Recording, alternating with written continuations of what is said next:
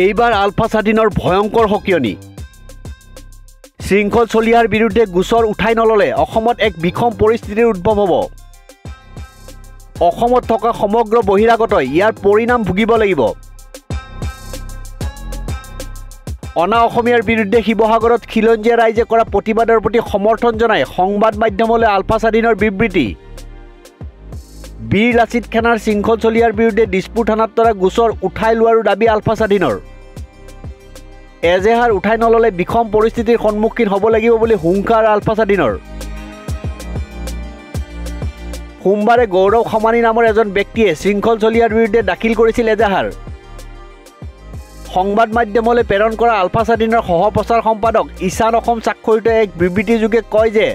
বুৰঞ্জী প্ৰসিদ্ধ শিৱসাগৰ চহৰৰ মাজমজিয়াত বহিৰাগত বণিক গোষ্ঠীৰ একাংশ দুৰ্বৃত্তই এগৰাকী থলগিৰি যুৱতীক যোৱা ইংৰাজীৰ 13 আগষ্টৰ 2024 তাৰিখে যি বৰ্বৰ শাৰীৰিক নিৰ্যাতন চলালে তাৰ বিৰুদ্ধে একাংশ দল সংগঠনৰ লগতে থলগিৰি জনগণে যি গণতান্ত্ৰিক প্ৰতিবাদৰ দাবী সাব্যস্ত কৰিছে সেয়া থলগিৰি জনগণৰ নৈতিক অধিকাৰ উক্ত অধিকাৰক ভেঙুচালি কৰি প্ৰতিবাদকাৰী নেতা শৃংখল চলিহাৰ বিৰুদ্ধে গুৱাহাটীৰ দিছপুৰ আৰক্ষী থানাত গৌৰৱ খমানী নামৰ যিগৰাকী বহিৰাগতই গোচৰ তৰিছে সেইগৰাকী গৌৰৱ খমানীয়ে অনতিপলমে সেই গোচৰ উঠাই লওক